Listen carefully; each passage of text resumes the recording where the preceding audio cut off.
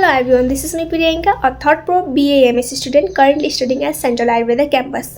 अहिले चाहिँ हाम्रो जुनियर इन्टर्न चलिरहेको छ र मेरो पोस्टिङ चाहिँ पेडियाट्रिक डिपार्टमेन्टमा छ र आज हामीले एउटा रेयर केस देख्यौं जो थियो कन्जेनाइटल एनोरेक्टल मालफर्मेसन थियो।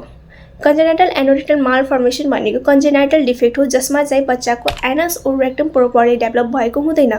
यसको कज चाहिँ अननोन छ, एक्चुअल कज चाहिँ छैन यसको। यो चाहिँ डेभलपमेन्टल डिफेक्ट हो भनेर भनिन्छ। यो चाहिँ 4000 देखि 5000 बच्चा मध्ये एकजनाले मात्रै हुने गर्दछ। बच्चामा एनोरेक्टल मालफर्मेसन 3 प्रकारले हुन्छ।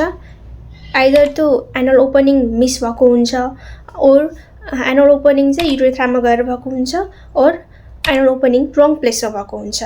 बच्चामा चाहिँ कन्जेनाइटल एनोरेक्टल मालफर्मेसन भएको छ भनेर कसरी डायग्नोसिस हुन्छ भन्दाखेरि बच्चा जन्मिसकेको 24 घण्टादेखि 48 घण्टाको बीचमा बच्चाले मेकोनियम स्टुल पास गर्छ।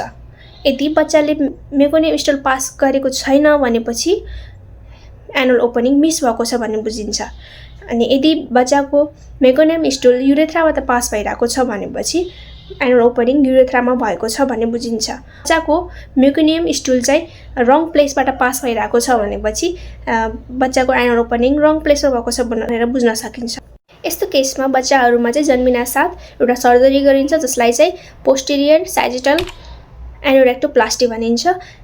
यसमा चाहिँ बच्चाको आर्टिफिशियली एउटा एनल ओपनिङ बनाइन्छ। यस्तो कन्डिसनको बच्चाहरुलाई गार्जियन्सले एकदम स्पेशल केयर प्रोवाइड गर्नुपर्ने हुन्छ। बच्चाको फुड इन्टेक, वाटर इन्टेक एकदमै विचार गर्नुपर्ने हुन्छ। कहिले कसो चाहिँ बेबीमा फुड इन्टेक, वाटर इन्टेक राम्रो नभएको कारणले गर्दाखेरि कन्स्टिपेसन भयो भने यस्तो कन्डिसनमा एकदमै गाह्रो हुन्छ। त्यही भएर गार्जियन्सले बच्चाहरुलाई एकदम स्पेशल केयर प्रोवाइड गर्नुपर्छ। Thanks for watching. यस्तै भिडियोहरुको लागि मलाई अझ फलो गर्नु होला।